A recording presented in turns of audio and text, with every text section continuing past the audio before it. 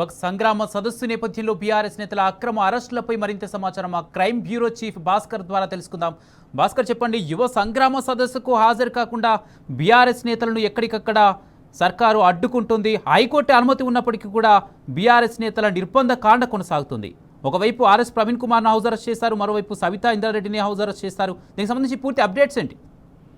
ఇవాళ BRS party నిర్వహించేటువంటి యువ సంగ్రామ సదస్సుకు హైకోర్టు అనుమతించింది. పూర్తిగా హైకోర్టు అనుమతిస్తూ పోలీసులు అన్ని రకాల ఏర్పాట్లు చేసుకోవాలని కూడా చెప్పుకొచ్చింది. కానీ యువ సంగ్రామ సదస్సుకు హాజరు కాకుండా బీఆర్ఎస్ నాయకులను కుట్రపూరితంగా కాంగ్రెస్ పోలీసుల చేత అణిచివేయడానికి ప్రయత్నం చేస్తున్నటువంటి పరిస్థితి చాలా స్పష్టంగా కనిపిస్తుంది. రాజ్యాంగం ప్రసాదించినటువంటి హక్కులను కాలరాస్తూ వాళ్ళ రేవంత్ సర్కార్ చేస్తున్నటువంటి యుద్ధకాండ నేరుగా ప్రజాప్రతినిధులకు సైతం పరిష్కరిస్తుంది. యువ సంగ్రామ సదస్సుకు హాజరు కాకుండా మాజీ మంత్రి డిప్యూటీ ఫ్లోర్ లీడర్ సవితా ఇంద్రారెడ్డిని హౌస్ అరెస్ట్ చేసినటువంటి పోలీసులు హైకోర్టు అనుమతి ఉన్నా అరెస్ట్ చేయడంపై సవితా ఇంద్రారెడ్డి తీవ్రంగా మండిపడేటువంటి పరిస్థితి. ఇంకా రాజేంద్రనగర్ బీఆర్ఎస్ ఇన్ఛార్జ్ పట్టణ కార్తీక్ రెడ్డిని అరెస్ట్ చేసినటువంటి పోలీసులు చార్మినార్కి తరలిస్తున్నారు. ఆర్ఎస్ ప్రవీణ్ కుమార్ కూడా హౌస్ అరెస్ట్ చేసినటువంటి పోలీసులు దీనిపైన నిర్బంధ కాండ కొనసాగిస్తున్నారని చాలా స్పష్టంగా తెలుస్తోంది.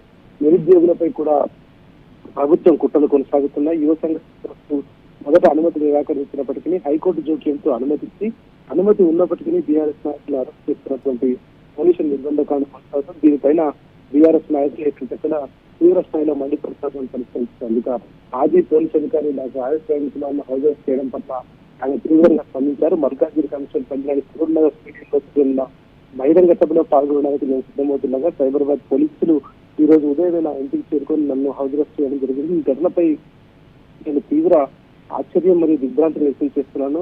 తెలంగాణ హైకోర్టు అదేవిధంగా మల్కాజ్గిరి కమిషనర్ కు బహిరంగ సభ సంబంధించి రాతపూర్వకమైనటువంటి అనుమతులు ఉన్నప్పటికీ ప్రజాస్వామ్యబద్ధంగా వ్యవహరించాల్సినటువంటి పోలీసులు నాయకులతో సహా నన్ను చేయడం రాజ్యాంగ విరుద్ధమని భారత రాజ్యాంగం కల్పించినటువంటి జీవించే హక్కు అదేవిధంగా article 19 class 1 class A class B ప్రకారం లభించినటువంటి స్వేచ్ఛగా సంచరించే మాట్లాడే ప్రాథమిక హక్కులను కాలరాసే విధంగా రాష్ట్రంలో అరాచక పాలన నడుస్తుందని ఒకవైపు సంవిధాన్ బచావో అనే నినాదిస్తూ మరోవైపు అదే రాజ్యాంగాన్ని కల్పించినటువంటి హక్కులను కాలరాయడం ప్రభుత్వ వైఫల్యానికి నిదర్శనమని ఈ విషయంలో పోలీసు అధికారులకు స్పష్టమైన సమాచారం లేదని వారు చెప్తున్నారు. కానీ పూర్తిగా దీన్ని ఖండిస్తున్నారని చెప్పారు. మా ఇప్పటికే ఎమ్మెల్యే చంద్రపూర్ రాజు సంబంధించినటువంటి అనుమతి పత్రాలను కూడా సూచించినటువంటి సందర్భంలో పై అధికారుల ఆదేశాల పేరుతో వారు మమ్మల్ని అంగీకరించినారనేటువంటి అంశాన్ని కూడా తెచ్చుకొచ్చారు.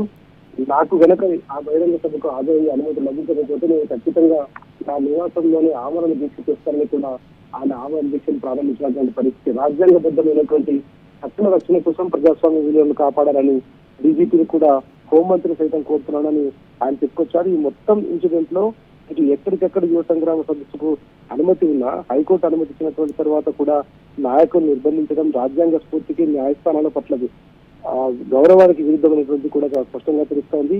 మొత్తం ఈ అంశం పైన యువత సమస్యలపై చర్చించేందుకు నిర్వహిస్తున్నటువంటి యువ సంగ్రామ సదస్సు ప్రభుత్వం ఎందుకు భయపడుతుందో అర్థం కావడం లేదు. యువత ప్రశ్నలకు సమాధానం చెప్పే ధైర్యం లేకే కాంగ్రెస్ ప్రభుత్వం పోలీసులను అడ్డు పెట్టుకుని ప్రతిపక్ష గొంతులు నొక్కే ప్రయత్నం చేస్తుంది. ప్రజాస్వామ్యంలో ప్రతిపక్ష అణచివేయాలనేటువంటి నిరంకుశ ధోరణిని టీఆర్ఎస్ పార్టీ ఎట్టి పరిస్థితుల్లో సాధించగలటువంటి కూడా చెప్పుకుంటున్నారు. హైకోర్టు అనుమతి ఉన్నప్పటికీ నాయకులు ఘటనపై ప్రభుత్వం వెంటనే వివరణ ఇవ్వాలి. అక్రమ హౌస్ అరెస్ట్ కు చేసినటువంటి నాయకులను వెంటనే విడుదల చేసి ఇలాంటి చర్యలు పునరావృతం కాకుండా చూడాలని ప్రభుత్వాన్ని పోలీసు అధికారులను టీఆర్ఎస్ పార్టీ డిమాండ్ చేస్తోంది. ఇక మొత్తం రాష్ట్ర వ్యాప్తంగా ఇవాళ ఇక్కడికి హాజరవుతున్నటువంటి నాయకులను హైదరాబాద్ లో ఇక్కడికి బయలుదేరుతున్నటువంటి నాయకులను మాజీ మంత్రులను మా ఎమ్మెల్యేలను మాజీ ఎమ్మెల్యేలను ఇతర బీఆర్ఎస్ పార్టీ నాయకులను ఎక్కడికక్కడ అడ్డుకొని ఇష్టానుసారంగా వివరిస్తున్నటువంటి పరిస్థితి కనిపిస్తోంది.